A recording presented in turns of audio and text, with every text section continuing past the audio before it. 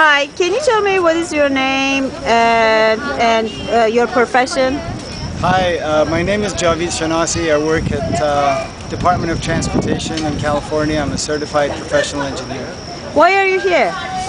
I'm here because on the 28th of July, I came downstairs and I turned on the TV and I heard the news and I started making phone calls. I couldn't believe that something like this would happen in the 21st century. So I started making phone calls. I called the White House. I called everybody that I could think of.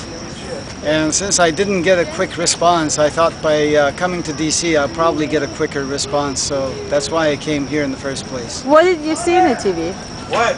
That they were beating the residents of Camp Ashraf with 2x4s, nails, clubs, anything you could imagine. They were driving loaders over their faces and their bodies. I mean, it was just terrible. I couldn't believe myself. Can you tell me who are Camp Ashraf?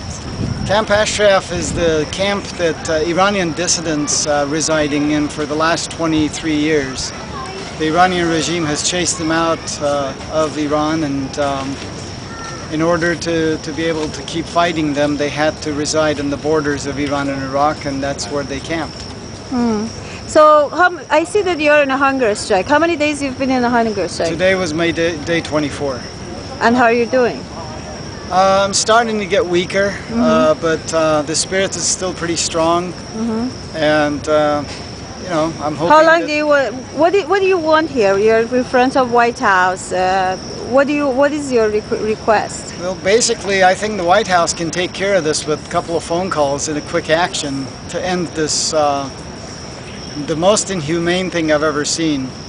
That defenseless people. That we took their arms, we disarmed them, and we made an agreement with them so that they will be able to live peacefully there. And they've helped us out in the last several years. Now we're turning them over to some butchers to butcher them, and that is just so un-American. So I'm here to protest that and request the White House and the State Department to take a quick action. There are 36 hostages. They should immediately be released to either Red Cross or some United Nations body so they would be safe. And then Camp Ashraf needs to be secured. The Iraqis got to leave. And we need to have some international forces there, maybe temporarily. We have to have U.S. forces monitoring the situation until UN and some other humanitarian organizations monitor the situation. Has there been any media here? Have you been? I've seen many, yes. There's been ABC News, and there's been CNN a couple of times, newspapers, Reuters have reported several times, Washington Post, I believe, was the first one. New York Times also reported it very quickly. So they've been here at the hunger strike and covering you, or just it's been a couple of times? I'd say reporters have been maybe out here. They haven't interviewed me except for one LA Times, which was reflected in Chicago Tribune as well. But there's been many that they come or they get news from Reuters and they. Do you feel that is enough media coverage? Definitely not enough media coverage. I'd like to see some of the local news agencies, maybe even televisions, radios. They come out and they talk to every individual. Maybe they can put together a little documentary with that. It'd definitely be worth their while.